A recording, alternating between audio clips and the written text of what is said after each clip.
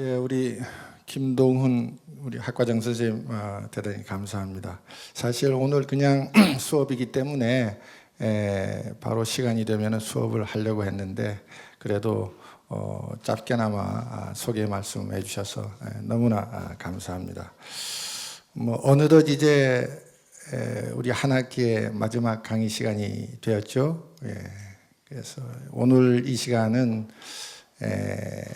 한 학기의 마지막 또 강의이기도 하고 제가 고대에서 봉직하는 또 마지막 강의이기도 한 날입니다. 그래서 사실 제가 고대에서 강의를 실제로 시작한 해는 82년도입니다.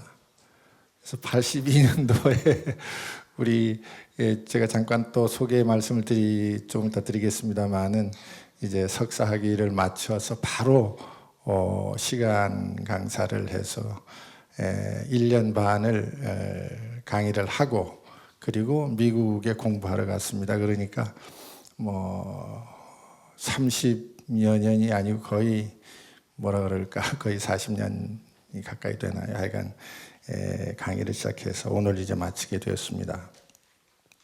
오늘 이 학기가 이렇게 강의가 된 것은 무엇보다도 우리 김동훈 학과장님을 비롯해서 오늘 많은 이제 참석해 주신 우리 학과 선생님들 또 덕분이라고 생각을 합니다.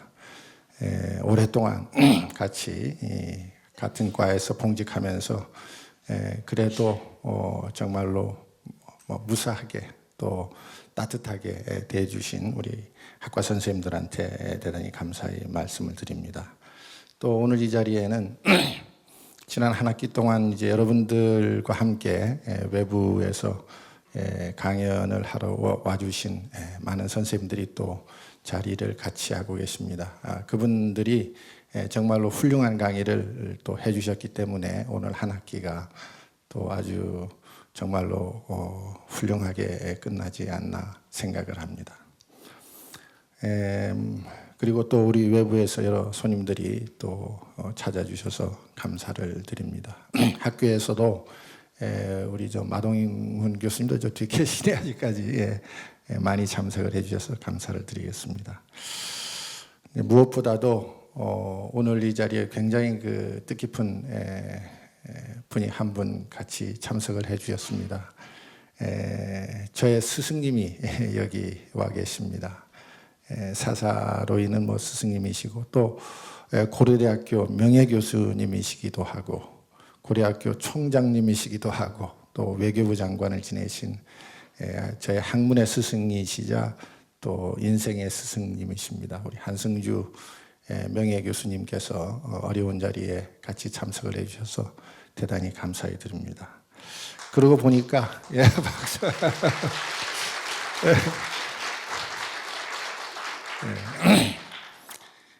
그러고 보니까 오늘 이 자리는 학문의 3세대가 같이 자리한 것 같습니다.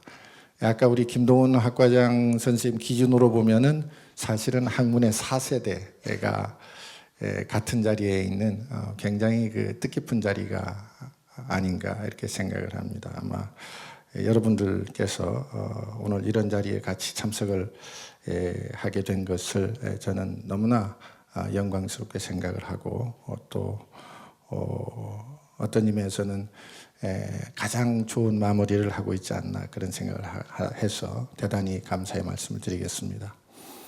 자, 이제 강연을 시작을 하도록 하겠습니다. 제가 한 학기를 강연을 쭉 외부 선생님들도 우리 강연을 해주셨죠. 그래서 이 시간은 강연을 마무리하는 이제 그런 시간을 갖고자 제가 처음부터 제목을 이제 한국 외교 정책 회고와 전망 이렇게 제목을 잡았습니다. 그래서 이 시간에는 한국 외교 정책을 회고해보고 그리고 미래를 전망해보는 그야말로 제목에 맞는 그런 이제 시간을 갖도록 하겠습니다.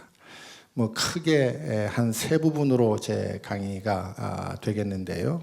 이제 앞부분은 조금 이론적인 얘기를 조금 하겠습니다. 너무 어려운 이론은 아니고 한국 외교 정책을 내가 어떻게 보는가라고 하는 그런 관점을 아무래도 얘기를 해야 될 것 같아서 그 얘기를 좀 드리도록 하겠습니다. 뭐 수업 시간에 이미 내가 아마 다 얘기를 했던 것이니까 아마 여러분들 뭐 듣기가 과연 어렵지는 않을 것 같고요. 그것을 오늘 이제 마무리하면서 정리하는 시간이니까 그렇게 생각을 합니다. 두 번째는 지난 정부의 외교 안보 정책을 그야말로 회고해보는 이제 그런 시간을 갖고 마지막으로 앞으로 미래를 좀 전망을 해보고 제 강의를 끝날까 합니다. 여러분들 첫 시간에 제가 첫 번째 아마 질문을 했던 또는 그냥 자문을 했던 게 있습니다. 한국 외교 정책의 오리진이 뭐지? 이렇게 제가 스스로 물었습니다. 아마 여러분들 기억을 하실지 모르지만 그런 질문으로부터 시작을 했습니다. 물론 현대 한국 외교 정책은 그야말로 1948년 8월에 우리 대한민국 정부가 수립을 하면서 시작된 것이 틀림이 없습니다. 그러나 그 뿌리는 그 어디에선가 있었을 것이다. 그 오리진이 뭔가 이제 그 질문이죠. 모든 것이 딱 어느 한순간에 다 시작될 수 없듯이 한국 외교 정책도 사실 정부는 1948년에 우리가 세웠지만은 그 오리진은 어디에선가 있을 것이다 라고 생각을 합니다. 여기에는 저는 내부적인 요인하고 외부적인 요인이 있을 것이다 이렇게 생각을 합니다. 외적 요인은 물론 우리 역사에 뿌리 깊은 이제 그런 영향을 받는 요인이 되겠죠. 근데 이제 외부적 요인이 어디에서 그럼 시작을 했을까라는 질문에 대해서는 굉장히 막막합니다. 아마 오랜 역사의 어떤 시작이 됐을 것이지만은 현대 한국 외교 정책은 그래도 우리 역사에 가장 가까운 어떤 그 시기에 있었을 것이다라고 보아지는 거죠. 근데 그 역사는 우리가 동아시아에 위치하고 있다고만 해서 이 동아시아의 영향만 받은 것은 아닐 것이다 이거죠. 사실 동아시아 역사가 현대로 들어오면서 그 격변은 그 오리진은 소위 서양에서 온 것이라고 저는 생각합니다. 그러니까 오랫동안 우리 중국이 이 지역의 질서의 헤게모니였고 또 일본도 한때 그랬지만 그 헤게모니나 이런 지배구조의 변화는 또 재미있게도 서양에서 온 것입니다. 그래서 그런 오리진이 우리 현대 한국 외교 정책의 출발점에 같이 묻어 있다. 1945년 8월 15일 해방이 그것이고 그게 어떻게 온 것이죠? 결국 그 이전에 소위 동아시아 국제관계의 중요한 어떤 격변인데 사실 일본의 메이지 유신, 개항도 미국에 의해서 이루어진 것이잖아요. 유럽 세력의 싸움으로 중국의 헤게모니가 저물잖아요. 그것이 한반도에 영향을 미친 것이다. 그렇기 때문에 우리는 그 오리진을 생각하지 않을 수 없다는 것이고요. 그래서 우리 한국 외교 정책을 분석할 때 외부적 요인이 너무나 중요하다. 이 얘기를 제가 말씀드리려고 하는 것이죠. 내적 요인이라고 하는 것은 이거에 대응하고, 그러니까 외부적 요인에 대응하고 또는 저항하고 반응하면서 생겨난 그런 것에서 또 내적으로 키워진 어떤 것들이 합쳐진 것, 이것을 얘기하는 거죠. 조금 구체적으로 제가 좀 설명을 다시 드리겠는데요. 그래서 어떤 이런 바탕하에서 1945년 8월 15일 해방이 되었고 더구나 48년 우리 정부 수립을 했습니다. 이제 이때 우리 외교 정책은 스타트하게 되는 거죠. 스타트를 하자마자 두 요인이 우리에게 가장 중요한 요인이 생깁니다. 그것은 미국 요인과 그리고 분단과 전쟁으로 인한 북한 요인이 생기는 거죠. 그러니까 대외적 요인 중에서 현대 한국 외교 정책의 가장 중요한 요인은 전 두 가지다. 그 오리진이 어떻게 이게 말하자면 융합적으로 작동해서 나타나지만 미국과 북한 이 두 요인이 있는 것이고, 그래서 이 두 요인의 강력한 영향하에서 적어도 현재까지는 이제 오고 있다고 봅니다. 국내적 요인이라고 하는 것은 첫째는 제도나 이제 제도의 성격을 얘기하는 거죠. 체제의 성격을 얘기한다. 둘째, 체제 능력, 셋째 리더십 유형, 넷째는 정치 문화 얘기를 이제 할 수가 있죠. 그러면은 한국 외교 정책을 결정하는 요인이 무엇이냐라고 하는 질문을 던졌을 때, 그럼 자연스럽게도 국제적 요인과 국내적 요인의 어떠한 조합이라고 얘기할 수가 있죠. 그 국제적 요인에서는 미국, 북한 요인이 이제 앞으로 작동 계속 되는 것을 제가 이제 보여드릴 거고, 여기에 국내적 요인이 이제 더불어 이제 붙어 있다 이거죠. 근데 구조적으로 보면은 이제 미국과 북한이라는 국가 요인 위에, 다시 말해서 국제 체제 요인이 더 위에 있는 거죠. 그래서 국제 체제가 어떤 체제냐의 그런 영향 하에서 그 하위 체제로서 국가 수준의 요인이 작동하는, 이것이 합쳐져서 소위 국제적 요인이 되는 것이라고 저는 생각을 합니다. 누구에게 작동하느냐? 그건 국가에게 작동하는 것이죠. 근데 그 국가는 또 누구에게 영향을 받느냐? 당연히 대내적 영향을 받게 되죠. 그래서 아까도 잠깐 말씀드렸지만은 대내적 영향은 대체로 저는 네 가지라고 봅니다. 하나는 그 국내 체제 또는 제도의 성격, 이게 중요하다. 그러니까 민주주의 정도 또는 권위주의 체제의 어떤 정도, 민주화 과정에서 일어나는 여러 가지 그 제도, 체제의 성격이 영향을 미치고, 특히 외교안보 정책에 있어서는 체제 능력이 영향을 미친다. 어느 정도 그 체제가 능력을 가졌느냐. 구체적으로는 우리 위험 요인에 대한 자각 능력이 가장 중요하겠죠. 군사적으로 보면 이제 그게 넘버원이고, 둘째는 그것을 뒷받침할 수 있는 이제 경제적 능력을 말하는데, 이 체제 능력이 어느 정도냐에 따라서 이게 상당히 달라진다. 셋째는 리더십 유형이라고 생각을 합니다. 이 리더십은 첫째, 리더가 어떠한 백그라운드를 가졌느냐도 굉장히 중요하다. 그러니까 퍼스널한 것이지만은, 리더가 예를 들어서 독립투사 출신이냐, 예를 들어서 군 출신이어서 권위주의 정부의 리더십을 가졌느냐, 야당 출신이냐, 기업가 출신이냐에 따라서 그 외교 정책을 구체적으로 결정하는데 어떤 색깔을 입힌다라고 하는 것이죠.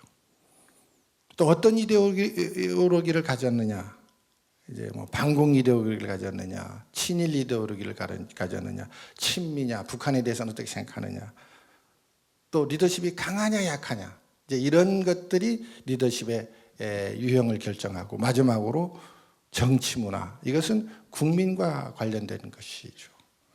국민들이 어떤 정치 문화를 가졌느냐, 강한 정치 지향성을 가졌느냐, 민주화에 대한 열망은 어떠냐, 또 그것을 소화해내는 능력은 어떠냐, 서구적 유형의 시빅 컬처를 가졌냐 안 하냐.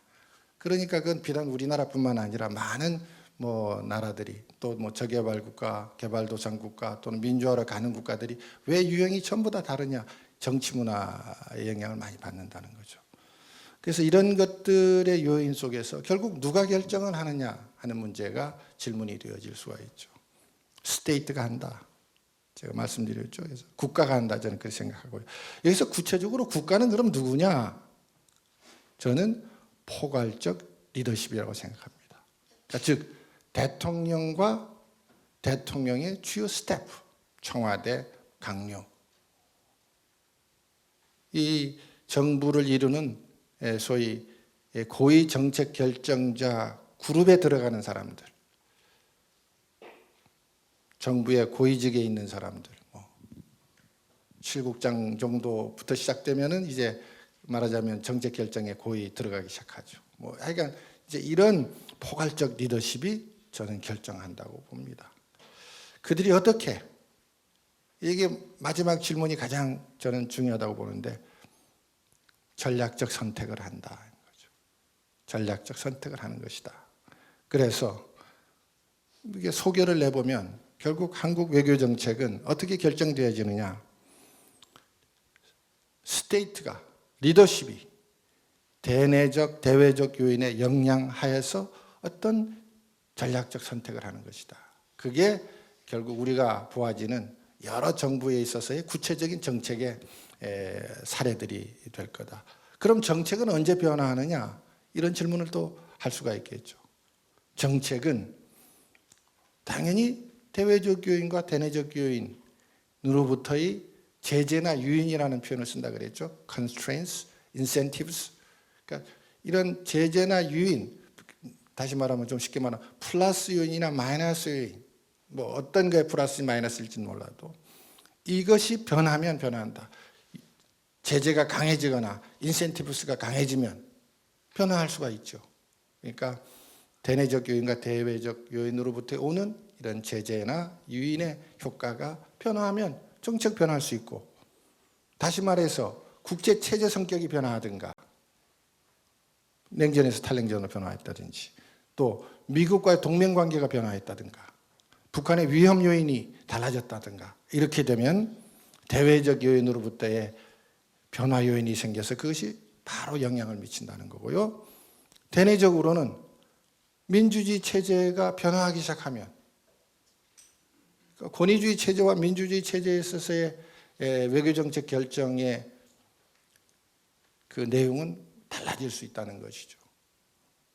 그리고 리더십이 변하면, 당연히 아까도 말했죠. 리더십 유행이 변하면 변할 수 있기 때문에 변한다. 자, 이런 것들이 종합적으로 되어서 외교정책을 결정한다고 볼 수 있죠. 자, 이거를 국제정치 이론적인 측면에서 이제 설명하면 어떻게 될까? 이 얘기는 조금 약간 지루한 얘기도 될 수 있기 때문에 제가 간단히만 말씀을 드리면, 이제 제가 말하는 이제 이런 이론적인 스킴을 기존의 국제정치 이론에 빗대어 본다면, 내가 생각하기에 가장 가까운 소위 말하는 기존의 이론은 신고전적 현실주의 이론이다. 저는 그렇게 생각하는 거예요. Neoclassical Realism. 물론 이제 외교 정책을 얘기하는 많은 이론들이 있죠. 그랜드 티어리, 대이론도 있고 중범위 이론도 있고 이런 많은 이론들이 있는데, 대이론 중에는 이제 니오리얼리즘 계열의 이론들이 있어요. 공격적 현실주의, 또 방어적 현실주의, 이렇게 해서 체제를 강조하는 그런 이론들은 저는 굉장히 타당한 이론이지만, 그러나 이 체제를 단일 변수로, 독립 변수로 보는 이제 그런 외교 정책, 이걸 굳이 이제 대이론이긴 하지만 외교 정책 이론의 한 분류로 만약 본다면, 이것은 결국 외교 정책 결정의 어떤 한 면만을 강조하는 이론이 된다는 생각이 들고요. 예를 들어서 매우 고전적인 생각이 있어요. 내치가 외치를 결정한다. 이것은 소위 기디언 로스가 말하는 인앤 폴리티크 이런 거죠. 국내 정치를 강조하는 이론. 이것도 매우 타당한 이론이지만 이것은 너무 국내 정치만을 강조하기 때문에 외부적 변수를 무시하는 이제 그런 결점이 있다. 예를 들어서 우리 이제 과외 선생님들 이제 구성주의 이론에 대해서도 또 연구하시는 선생님들 계신데, 구성주의는 굉장히 탁월한 이론이기는 하지만 이게 이제 아이덴티티를 강조하는 거잖아요. 그런데 구체적인 스페시픽한 외교 정책을 설명하기 위해서는 이제 대외적 요인을 그야말로 강조하지 않기 때문에 거기에 대해서 조금 이제 다른 견해가 생길 수 있다, 이렇게 보여지죠. 그래서 이제 니오클래시컬 리얼리즘이라고 하는 것은 기디언 로즈가 90년대 말에 그 페이퍼에서 그렇게 명명을 했기 때문에 이제 이게 조금 파퓰러하게 된 건데, 이것은 대외적 요인을 독립 변수로 보면서 대내적 요인을 intervening variable, 이제 개입 변수로 보는 이제 그런 이론의 틀을 가지고 있는데, 이것은 매우 좋은데, 근데 문제는 뭐냐 하면은 그 이상 더 구체적으로 발전을 시키지 못했다. 그래서 물론 이제 기디온 로스 이후에 많은 학자들이 이제 그런 어떤 하나의 틀을 가지고 구체적인 외교 정책을 연구한 논의들이 많이 있어요. 그러나 이제 그 이상 아주 이론적으로 아주 정교하게 발전시키지는 못했다. 뭐 저의 생각이라고 하는 것은 뭐 기디온 로스로부터 출발해서 생겨난 생각은 아니고 제가 오랫동안 외교 안보 정책을 연구하고 강의하면서 말하자면 결론에 이른 얘기가 전반부의 얘기고요. 그걸 뭐 기존 이론에 굳이 빗대어 본다면 니오 클래시컬 리얼리즘이 좋은데, 그러나 그것의 결점은 아까도 마지막 얘기했지만 누가 결정하느냐에 대한 문제를 얘기를 하지 않았기 때문에, 누가 결정하느냐, 포괄적 리더십이 결정하고 그것이 전략적 선택을 하는 것이다. 그래서 사실 국제정치 이론 중에서 또 전략적 선택이라는 데 천착을 한 몇몇 연구들이 오랫동안 있어 왔어요.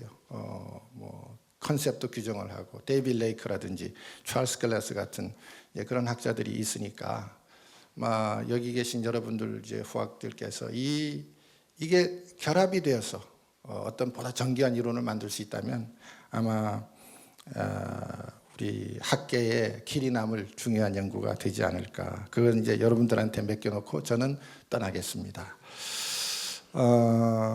이제 두 번째 파트인 한국 외교 정책을 회고를 한번 해보도록 하죠. 그래서 아까 그 얘기했던 그런 이론적 스킴을 가지고 뭐 간단한 거죠. 우리가 국내적 요인도 보고 국제적 요인도 보고 이것이 어떻게 조합이 되어서 결과로 나오느냐, 이걸 보려고 하는 것이니까 이제 나중에 아마 여러분들 보게 되면 다 그거의 결과로서 정책이 나온다.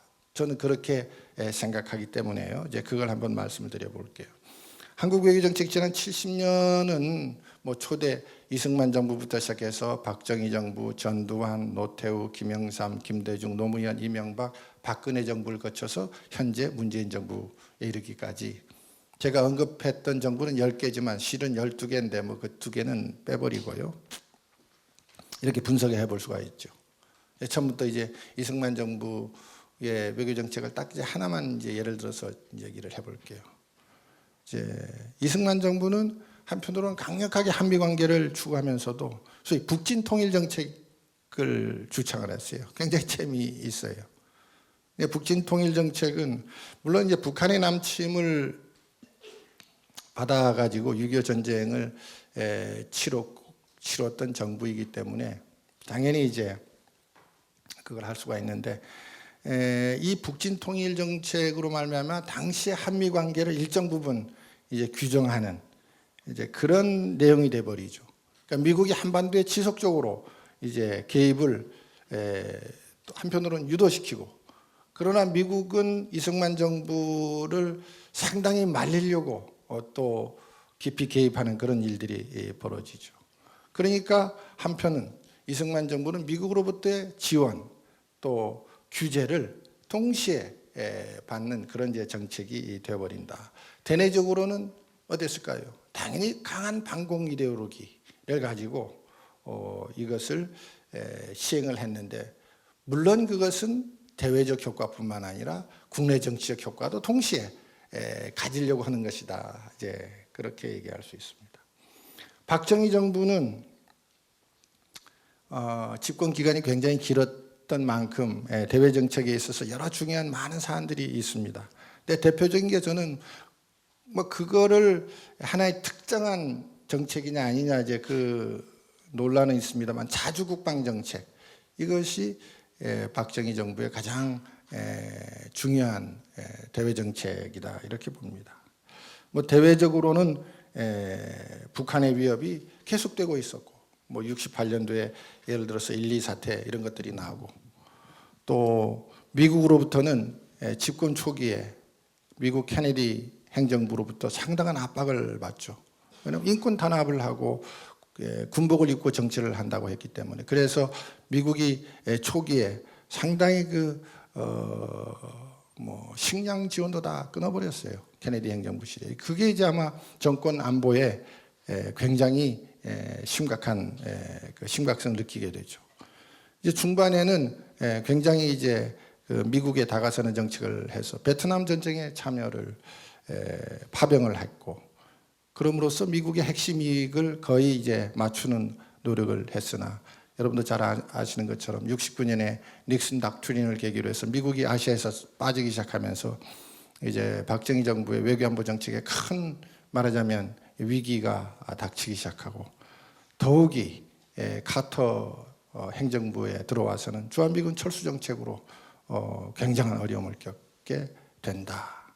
그래서 결과적으로 대외적 요인이 변한다. 미국이 변하고 북한의 위협은 계속되는 그런 상황에서 박정희 정부는 소위 자강에 몰두할 수밖에 없다. 자강을 이제 부르짖죠.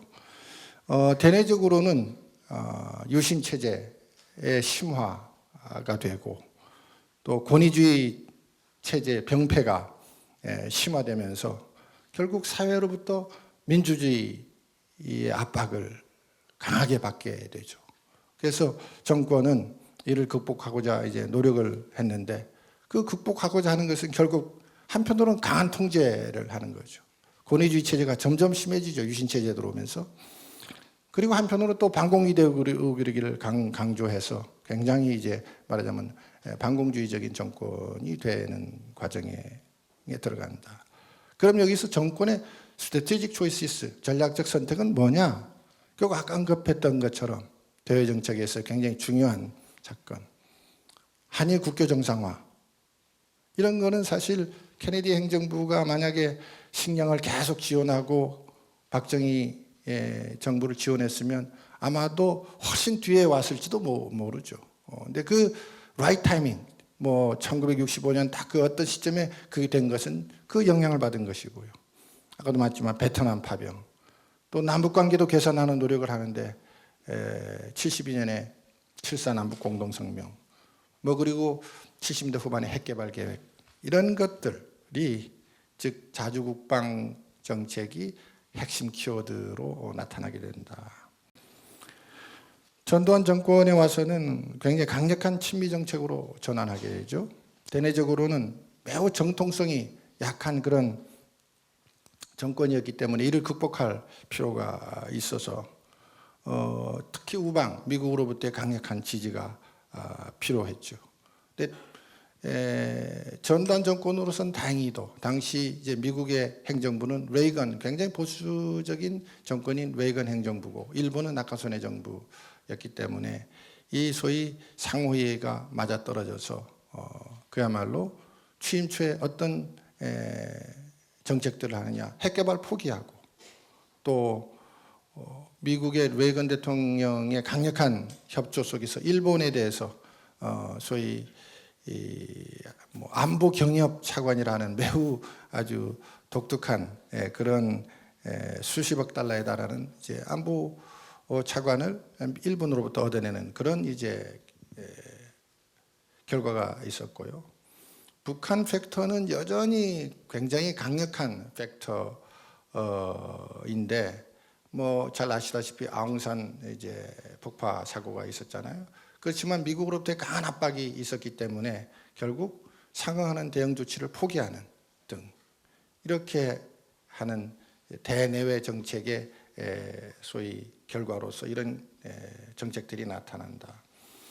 노태우 정부에 들어오면서 국제체제가 변화하기 시작했어요. 이것은 한국 대외 정책에도 굉장히 중요한 영향을 미치게 된다. 그게 이제 탈냉전이죠. 그 결과가 바로 노태우 정부의 북방정책이다, 이렇게 설명할 수가 있죠. 흥미로운 사실은 북방정책을 들여다보면 당시 노태우 정부의 전략적 선택의 목표가 무엇이냐를 감지하게 되죠.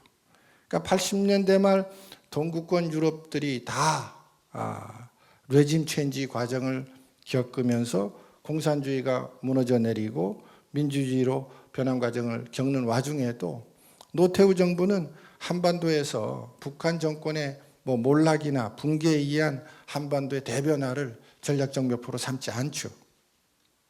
오히려 한반도를 안정적으로 관리하는 그 목표로 삼게 된다. 뭐 그 결과가 무엇이냐? 그것은 뭐 국방 정책의 핵심 요소인 남북한, 미국, 중국, 러시아가 교차 승인하는 교차 승인 정책이고, 이를 통해서 한국은 러시아하고 수교하고 중국하고도 수교를 했고, 또 북한과도 획기적인 합의를 한다. 그 획기적인 합의가 하나는 한반도 비핵화 공동선언 91년에, 그리고 92년 초에 남북기본합의서 채택이죠. 그래서 이로써 북한은 역으로 보면 그 당시 냉전에서 탈냉전으로 넘어가는 그 와중에 체제의 붕괴 위협에 직면했음에도 불구하고 이런 남북한 관계 변화에 따라서 완전히 체제 붕괴 위협에서 벗어나게 되죠. 그리고 92년, 93년 소위 탈냉전의 지진이 안정화 되기 시작할 쯤에 이들을 사문화시켜서 이제 말하자면 휴지적으로 딱 만들어버리고 핵개발에 박차를 가한 것이 93년 핵위기로 오게 된다.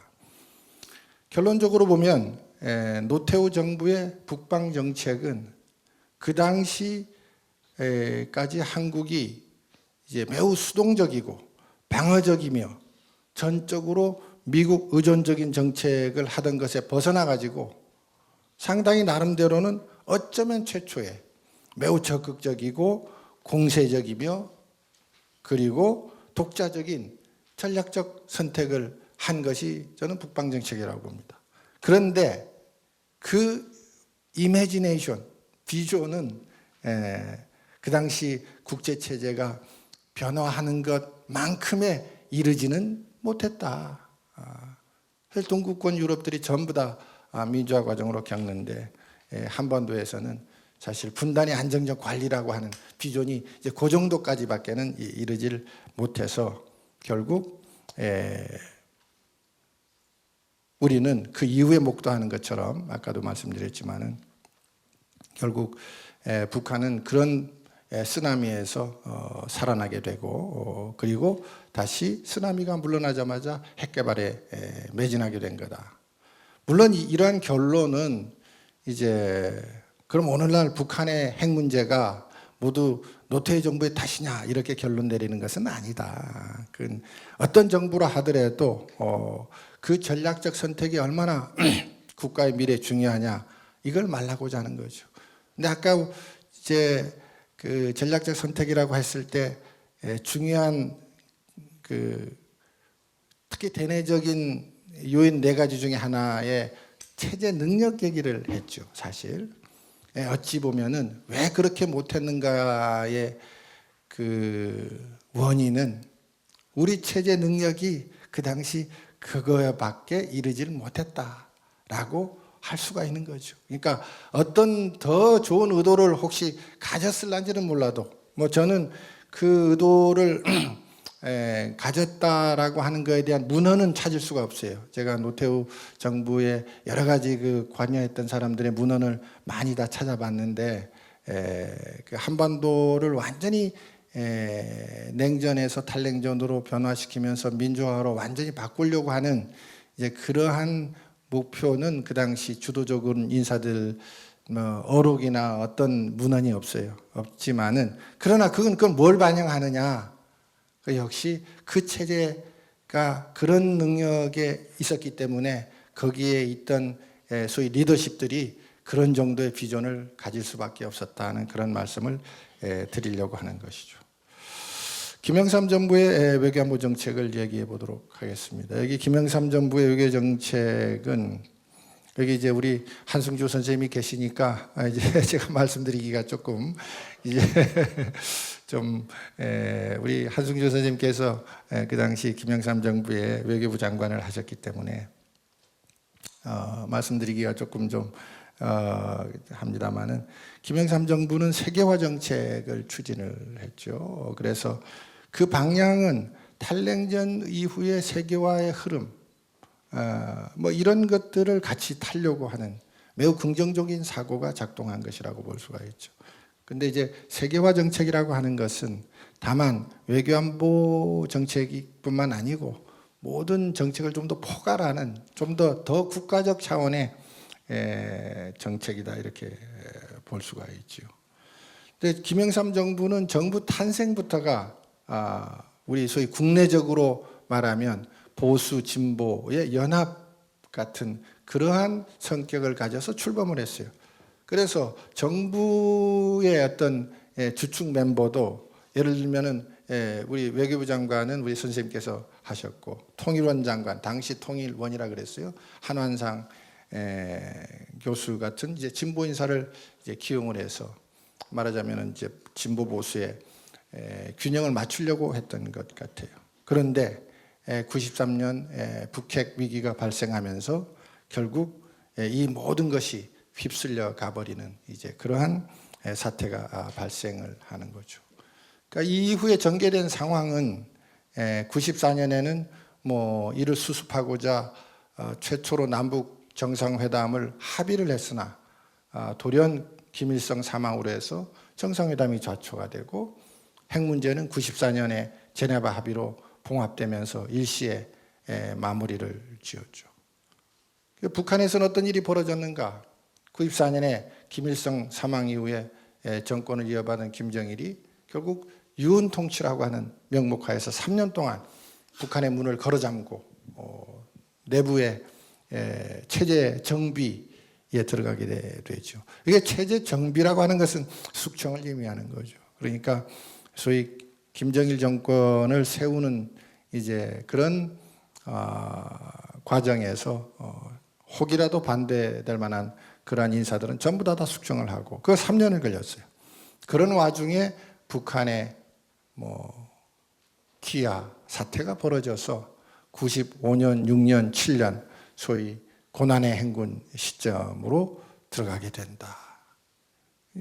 그러니까 결국 북한은 90년대 중반 굉장히 어려운 시절을 겪었는데, 그러면 당시에 김영삼 정부의 중후반은 어떤 전략적 목표를 가지고 그럼 북한을 다루려고 했느냐? 거기에 대해서는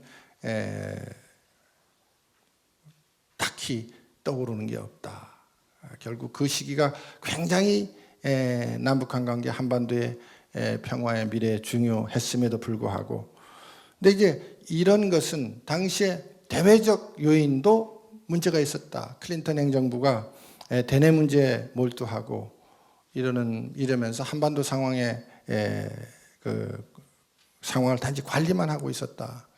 내가 이제 클린턴 대통령의 자서전을 이 부분을 굉장히 열심히 들여다봤는데, 사실 한반도 상황을 어떻게 관리를 했다는 것에 대한 설명이 별로 없어요. 대통령 자서전이라는 게 원래 그렇습니다만은 이제 그런 게 나오고요. 또 김영삼 정부도 후반기에는 이를 어떤 의미에서 관망하면서 이 중요한 시기가 다 지나갔다 이렇게 보아지죠. 근데 불행히도 마지막 해에 어떤 사태가 벌어졌느냐, IMF 사태라고 하는 소위 외환 위기가 도래해서 결국 국가적 도탄 상황이 발생함으로써 이제 오히려 북적 정권이 아니라 대한민국 정권이 위태해지는 초유의 사태가 발생을 하게 되죠. 그를 이어받은 정부가 바로 김대중 정부이죠. 김대중 정부는 대표적인 게 여러분도 너무나 잘 아시겠습니다만은 햇볕 정책이라고 불리는 대북 정책이죠.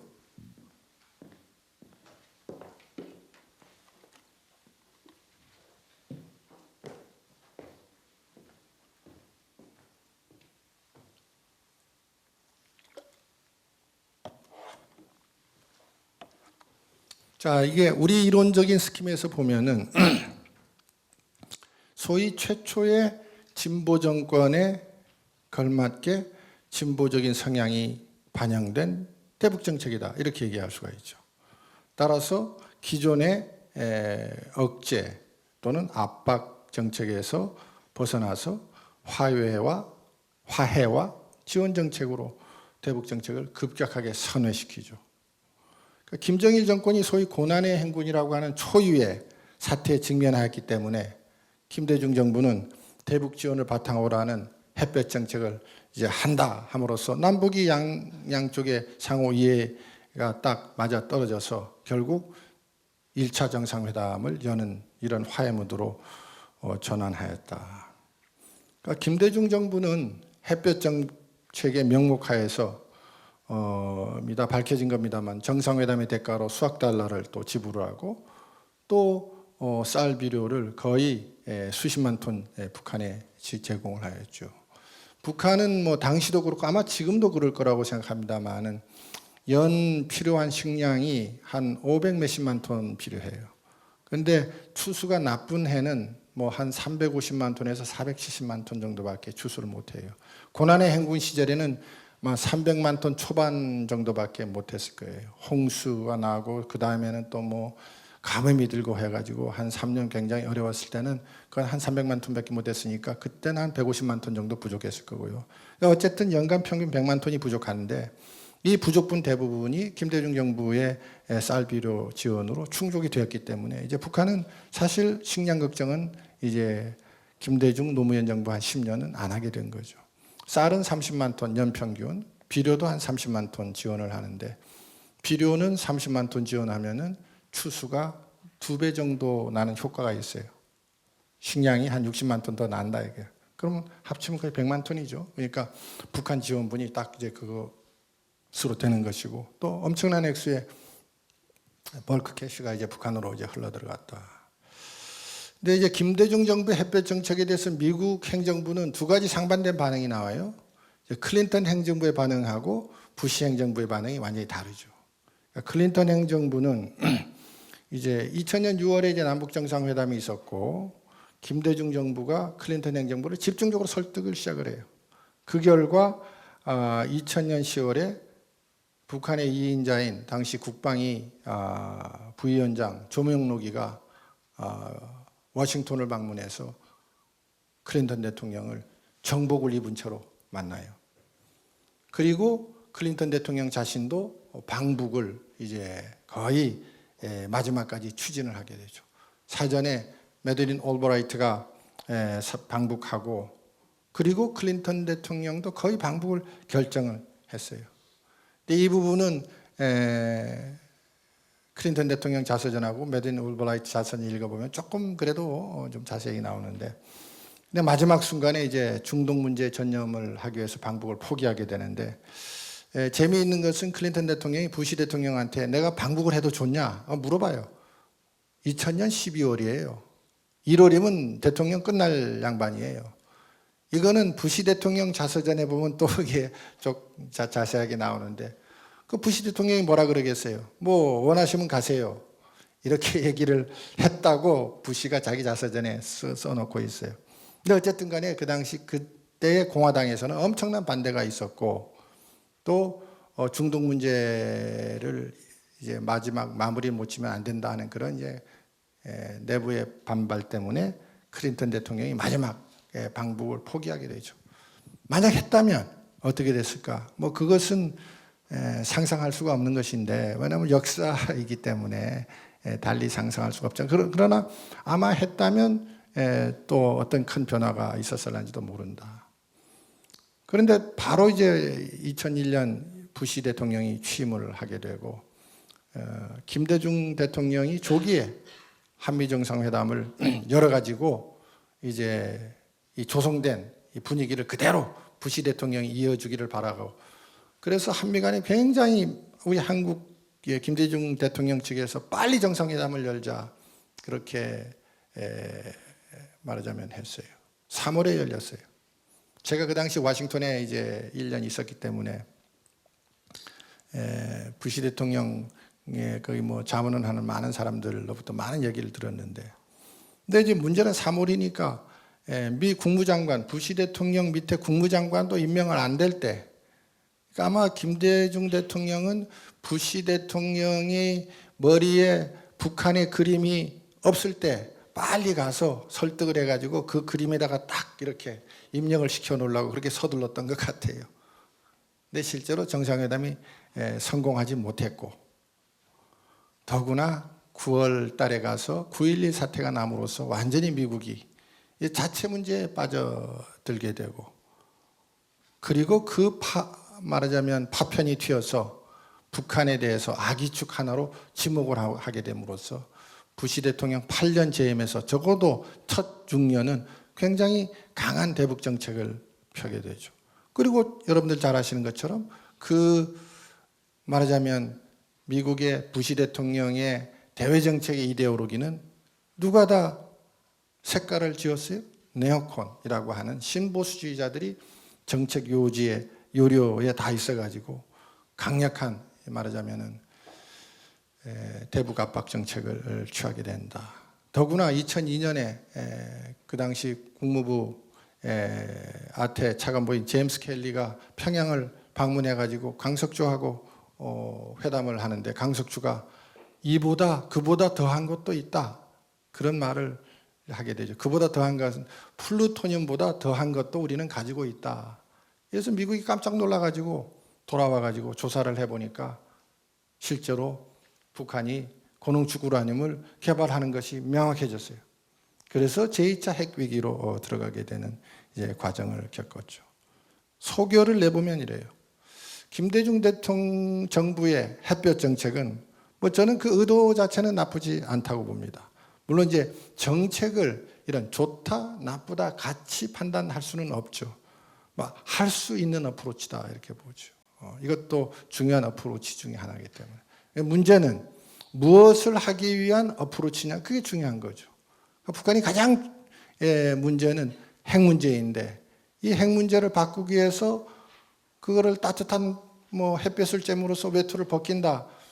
그것도 가능할 수 있는데 문제는 김대중 정부의 대북 정책은 그 가장 중요한 본안 북한 핵 문제를 해결하겠다라고 하는 그러한 의지가 없었다라고 하는 데서 문제가 생겼다라고 볼 수 있죠.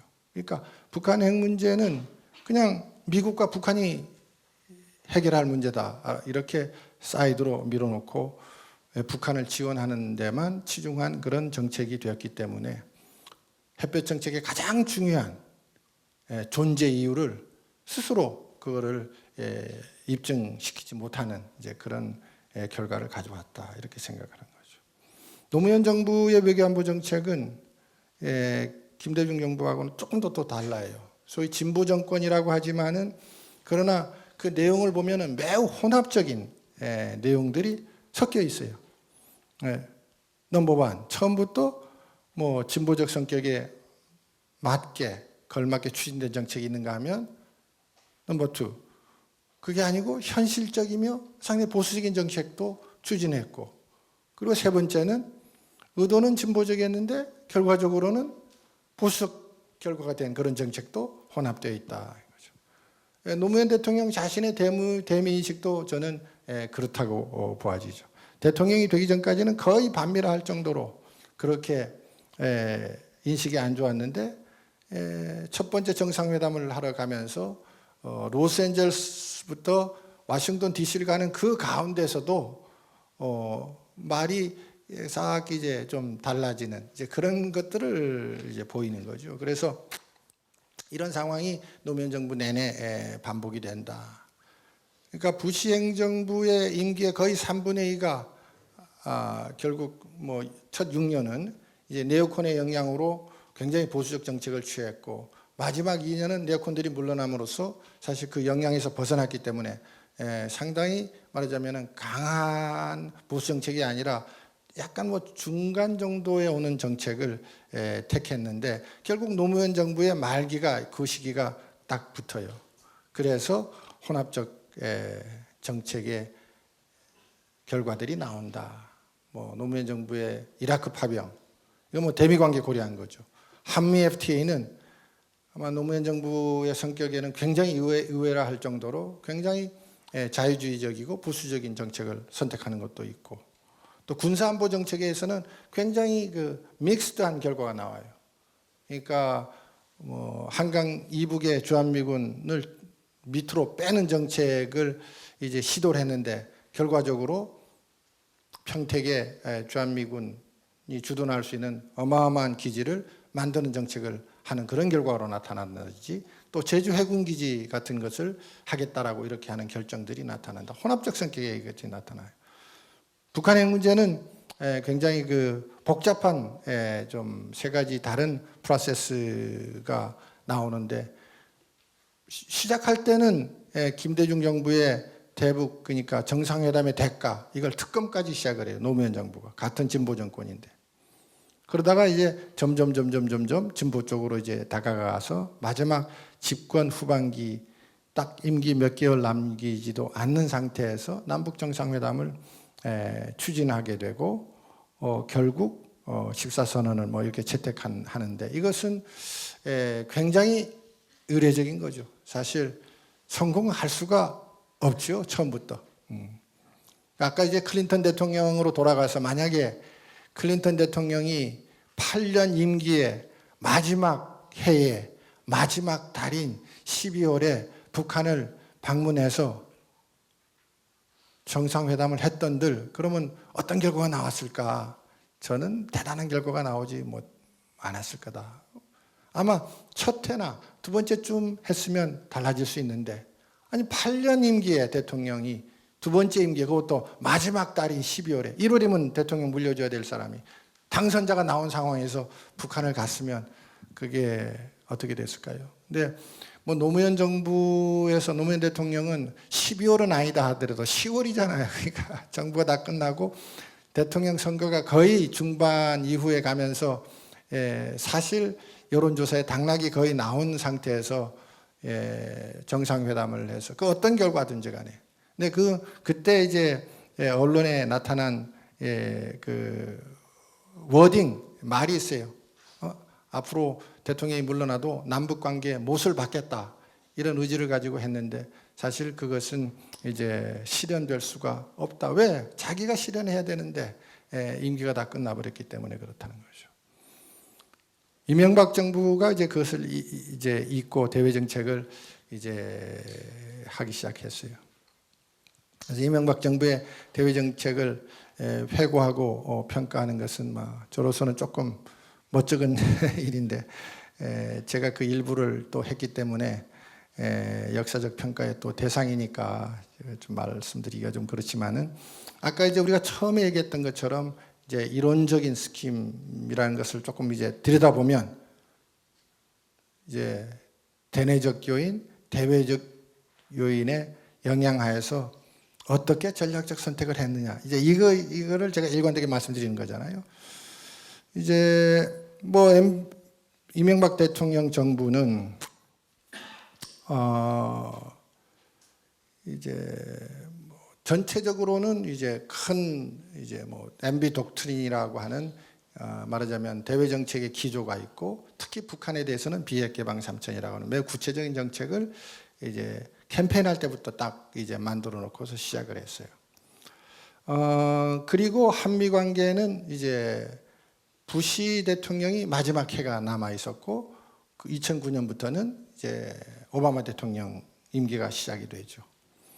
한미 관계는 아마도 김영삼 정부 이후로 그 어떤 정부 그 이후 정부는 김대중 노무현 정부니까 미국은 보수 정부였기 때문에 한미 관계가 그렇게 좀 원활치 못했는데 부시 정부 마지막 해에 이명박 정부가 걸치고 그리고 오바마 행정부가 출범하였는데 다행히도 오바마 행정부하고도 굉장히 돈독한 관계를 유지했어요. 그 당시 한미 양쪽에서 나오는 얘기는 한미 관계가 이보다 더 좋을 수 없다. 그런 얘기가 나왔고요. 그것은 특히 미국과 일본과의 관계와 비교해서 그런 말이 나오게 된 거죠. 그 당시 일본은 민주당 정부가 3년을 했어요. 그러니까 민주당 정부는 기존의 미일 관계보다는 상당히 진보적인 그런 정책을 좀 하려고 하는 정부였기 때문에 미국으로 보면 미일 관계는 불편하고 한미 관계는 좋다 이거예요. 그래서 굉장히 그 한미 관계의 어떤 그러한 축복 속에서 한미 관계가 잘 이루어지는 이제 그런 내용들이 나오게 되죠. 그래서 결국 오바마 대통령의 강력한 지원 속에서 G20 국가에 진입하게 되고 일부 유럽 국가들이 굉장히 많이 반대를 했어요.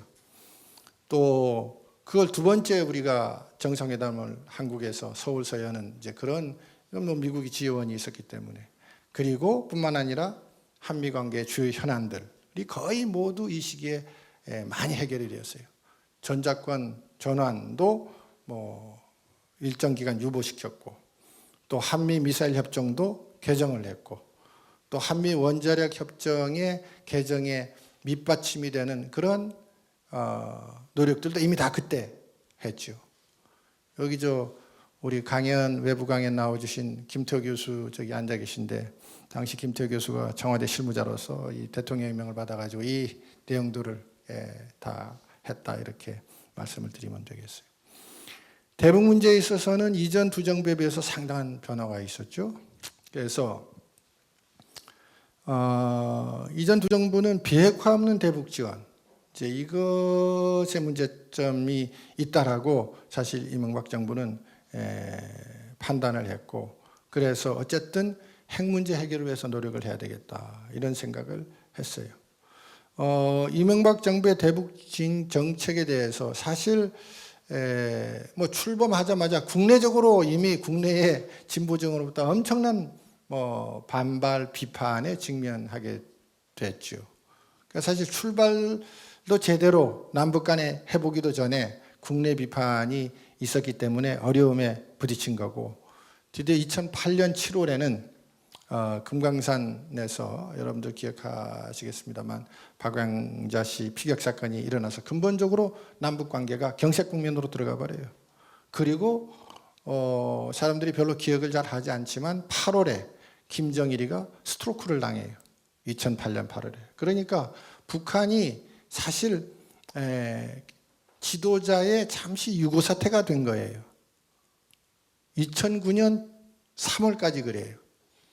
제가 2009년 2월에 정부에 들어갔는데, 그때 이제 북한 동향에 관한 그 여러 가지 보고가 있었던 것 중에 사진 한 장이 있는데, 김정일이가 완전히 그냥 빼빼 마른 모습으로 수영장에 서 있는, 뭐 어떻게 찍어서 왔는지 그건 내가 모르겠어요. 그런 사진을 내가 본 적이 있어요. 그러니까 2009년 3월에도 김정일이가 완전히 회복 안 됐다 이거예요. 그러니까 2008년 8월부터 2009년 초반까지는 북한은 말하자면 지도자 유고 상태가 치되어버렸고, 유고는 아니지만 주요한 정책 결정을 제대로 하지 못하는, 이제 그렇기 때문에 결과적으로 남북 관계가 사실 잘 갈 수도 없다. 그리고 뭐 이명박 정부가 무슨 보수 정권이라고 해서 뭐 대북 문제에 그렇게 무슨 강력하게 한 것도 사실 없는, 딱 한 가지 식량 지원을 하지 않았죠.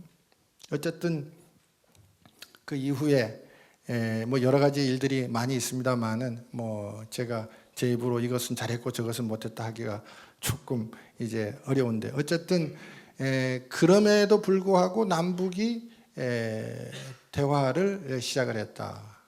그러니까 2009년 8월에 김대중 대통령 서거를 하셨죠. 이 서거를 계기로 해가지고 소위 조문사절로 그 당시 통전부장인 김양건 부장, 그다음에 당비서인 김기남 비서가 조문사절로 와가지고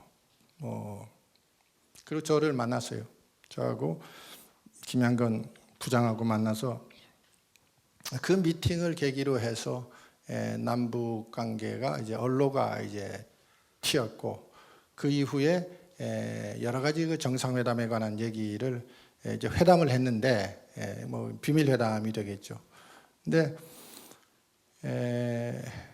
우리 쪽에서는 일관되게 얘기하는 것이, 단 한 발자국이라도 북한의 비핵화로 가는 그 조치를 해야 정상회담 할 수 있다, 그런 입장을 전달했고, 결국 김양건 부장은 어떤 입장이냐면은 먼저 좀 지원 좀 해주십시오 이거예요. 선지원하고 핵 문제는 두 분이 만나시면은 당연히 우리 지도자 동지께서 하지 않겠습니까 이거예요.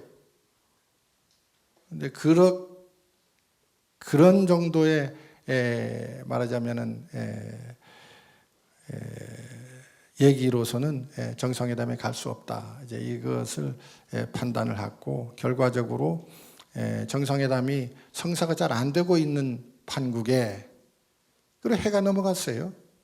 그래서 2010년 3월이 됐는데 2010년 3월도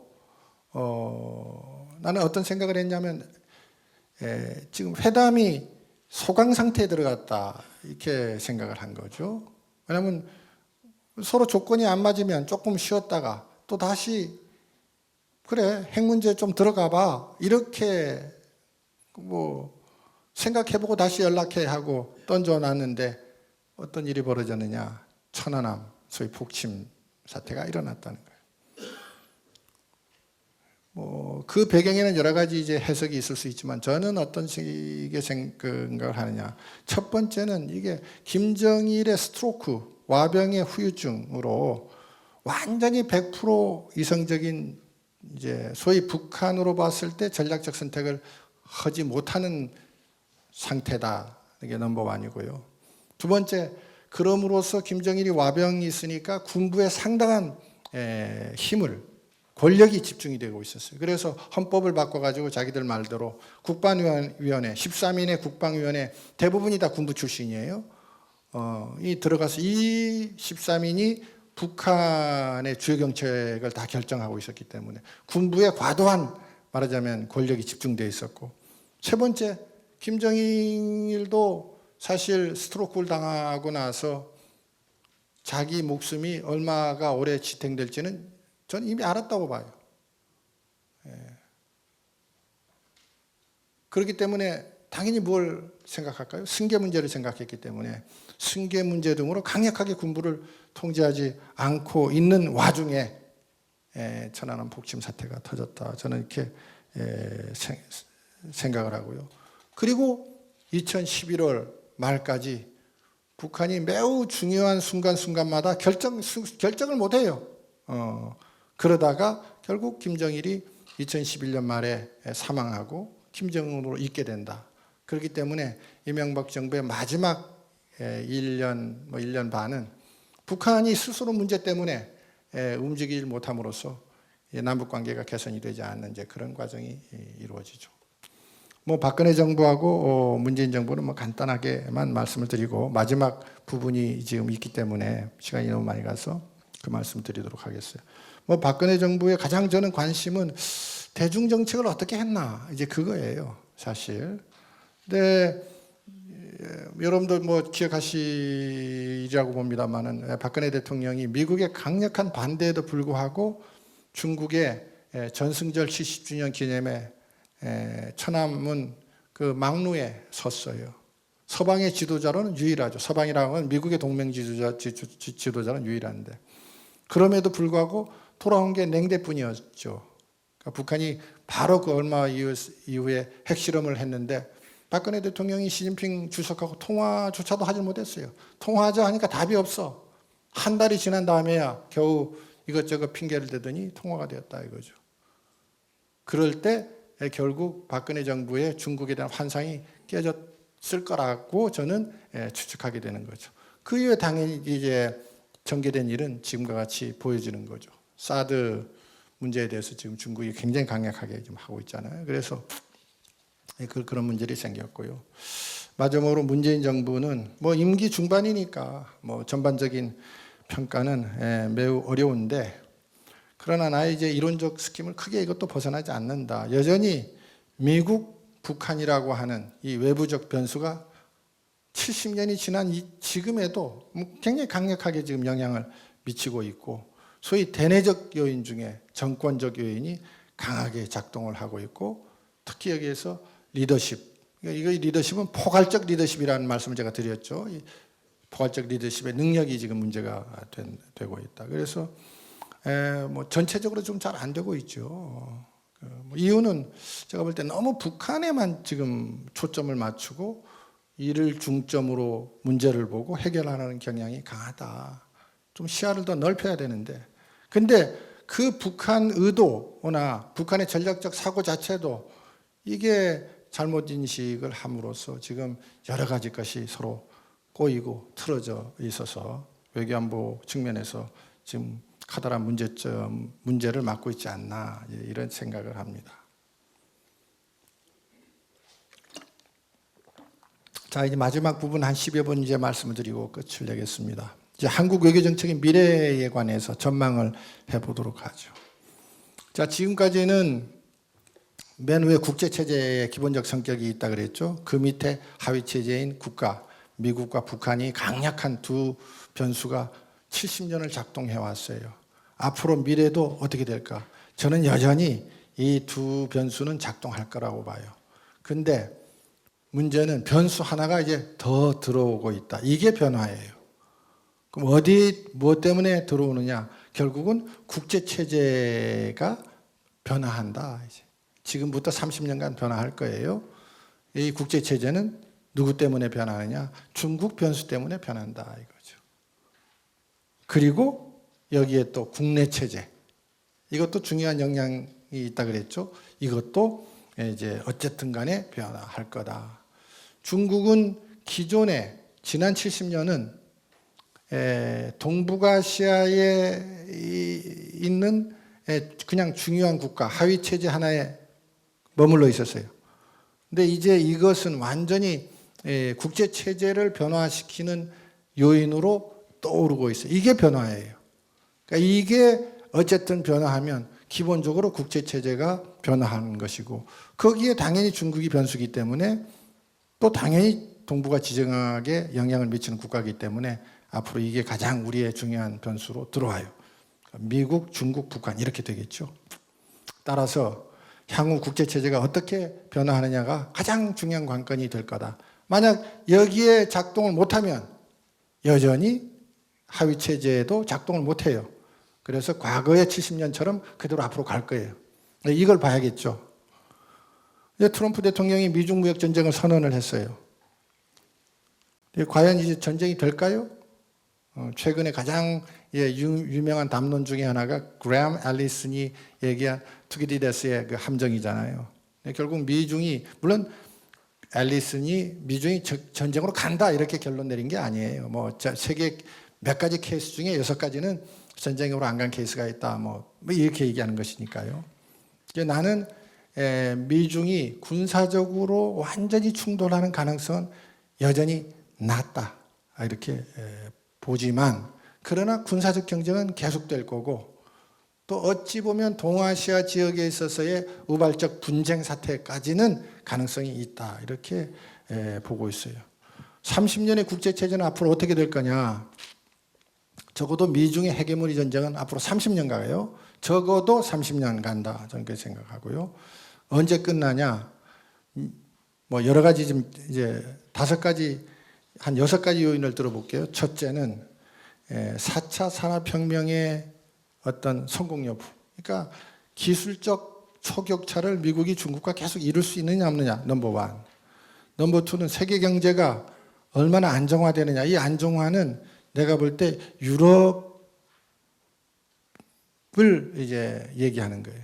그러니까 유럽이 계속해서 강한 안정성, 경제적으로 정치적으로 안정성을 가지면서 민주주의 국가고 그래서 미국을 서포트할 수 있느냐 없느냐. 넘버 2고요. 넘버 3는 이 글로벌 자본주의의 이 제도 이게 다 미국이 만든 제도잖아요. 이게 앞으로 얼마나 안정적으로 유지되느냐 그 문제고. 4번째 동맹, 미국의 동맹이 여전히 강하게 유지되느냐. 5번째 군사혁신이 성공하느냐 안 하느냐. 그리고 마지막에 정치체제 문제가 있어요. 이건 중국도 포함된 얘기지만 정치체제가 안정적으로 발전하느냐 안 하느냐. 이 6가지 결과에 따라서 미중이 이제 헤게모니가 결론이 나요. 근데 제 결론은 이미 미중의 경쟁은 시작이 되었고 이미 시작이 되었기 때문에 이 경쟁은 안 할 수가 없는 경쟁이 됐어요. 시작함으로써 미중의 격차는 사실은 좁혀지는 거예요. 물론 여기 5가지 가능성이 있는데 여전히 미국이 앞으로 30년 이후에도 헤게모니 되는 그런 시나리오가 있고 미중이 헤게모니가 역전되는 데드 크로스가 일어나는 가능성이 있고 아니면 근접해서 쭉 가는 케이스가 있어요. 저는 가장 현실적인 케이스는 미국이 약간 우위에 있지만은 근접해서 가는 유사 양극 체제, 이것이 가장 가능성이 있다고 보고 있어요. 여기 여러 전문가 또 교수님들 계시니까 어떤 또 생각하실런지 모르겠습니다만. 그래서 이 마지막 순간에 한국은 어떻게 해야 되느냐? 이제 마지막 해답을 이제 내리고 제 강연을 끝내야 되겠죠. 한국이 어떤 나라냐? 제가 볼 때 한국은 헤게모니 변방국이에요. 제가 쓰는 용어에 헤게모니 변방국이다. 약소국, 강소국, 중소국, 중견국 여러 가지 개념이 있지만 이건 이제 파워의 크기에 따라서 내리는 개념이 되겠고요. 저는 헤게모니 변방국이라고 생각해요. 그 중에서도 헤게모니 경쟁 사이에 그 변방에 있는 국가, 그게 한국이에요. 70년대에 그 알버트 헐슈만이라는 아주 학자가 유명한 명절을 냈어요. 그 제목이 Exit, Voice, Loyalty 이런 책을 냈어요. Exit은 나가든지, Voice는 말하자면 목소리를 높이든지 싸우든지, Loyalty 충성하든지, 개인이나 기업이나 국가가 전략적 선택은 이 세 가지가 있다 이거예요. 마음에 안 들면 나가든지 목소리를 높여 싸우든지 충성을 보이든지 이렇게 하라는 거예요. 근데 헤게모니 변방국 한국과 같은 국가는 엑싯 옵션이 없어요. 제가 볼 때. 마음에 안 든다고 나갈 수가 없어요. 제1차 세계대전에 러시아 같은 나라는 엑싯 옵션이 있어요. 실제로 그렇게 했죠? 볼셰비키 레볼루션 일어나면서 러시아가 어떻게 했나요? 1차 세계대전에 빠져나가 버렸잖아요. 아무도 거기에 대해서 제재하거나 할 수 없어요. 말하자면 그런 강력한 나라는 고립주의 선택이 얼마든지 가능해요. 약소국이나 이런 헤게모니 변방국은 고립주의 선택이 어렵다. 말하자면 엑싯 옵션이 없어요. 그럼 나머지 게 뭐예요? 두 가지밖에 없어요. 보이스 하든지 로열티 하든지 맞서 싸우든지 충성을 보이든지. 근데 다행히 그 헤게모니가 예를 들어서 호혜적 헤게모니라면 훨 낫죠. 변방국의 입장에서는. 그럼 적어도 영토 침탈이나 수탈 당하지 않을 수 있어요. 근데 강압적 헤게모니의 경우는 어떻게 돼요? 더구나 지역이 붙어 있으면 그건 영토 침탈이나 수탈의 역사가 되는 거예요. 대한민국의 한국의 우리 오랜 역사가 바로 그거예요. 주변에 강압적 헤게모니가 있을 때 헤게모니 변방국 약한 나라이기 때문에 수탈당한다. 엑시트 옵션도 없어요. 그래서 포인트가 뭐냐? 결국 어떻게 해야 되느냐 그거죠. 세 가지가 필요해요. 하나는 헤게모니 변방국이 살아남기 위해서는 헤게모니의 입장에서 국제정치를 보고 판단해야 된다. 그 눈으로 봐야 된다는 거예요. 제가 느끼는 게. 두 번째는 같은 국력을 가질 수 없다 하더라도 헤게모니와 같이 그러나 최대한도로 살아남기 위해서 강한 국력을 갖도록 노력할 수밖에 없어요. 그래야 보이스를 하든지 그래야 로열티를 하든지 양쪽 다 의미가 생기기 때문에 국력의 충분성이에요. 얼마나 가져 충분하냐 그 기준은 저는 없다고 봐요. 어떤 정도라면 가능할까? 그래서 세 번째 안보 탄력성이라는 개념을 저는 씁니다. 그러니까 상대가 타격했을 때 비례해서 타격할 수 있는 능력은 없어도 이거는 군사적이나 경제적이나 마찬가지예요. 비례해서 타격할 수는 없어도 상대의 핵심 이익의 일부라도 말하자면 바운스백해서 타격할 수 있는 정도의 능력을 갖추면 저는 그건 이제 안보 탄력성의 개념이라고 생각하거든요. 그냥 디터런스 이렇게만 해서는 안 된다. 그걸 넘어가서 그런 정도로 해야 될 거다. 이렇게 보는 거죠. 누가 하느냐 마지막으로. 포괄적 리더십이 해야죠. 아까 누가 전략적 선택을 하냐 했잖아요. 제가 포괄적 리더십이 한다. 포괄적 리더십이 어떠한 전략적 선택을 하느냐에 달려있다. 그래서 넘버 원, 얼마나 미래를 내다보느냐. 그게 가장 중요하고요. 두 번째는 얼마나 준비하느냐. 두 번째로 중요하고, 세 번째는 얼마나 국제적 조건과 국내적 조건을 이 미래를 위해서 좋게 만들어 가느냐에 달려있다.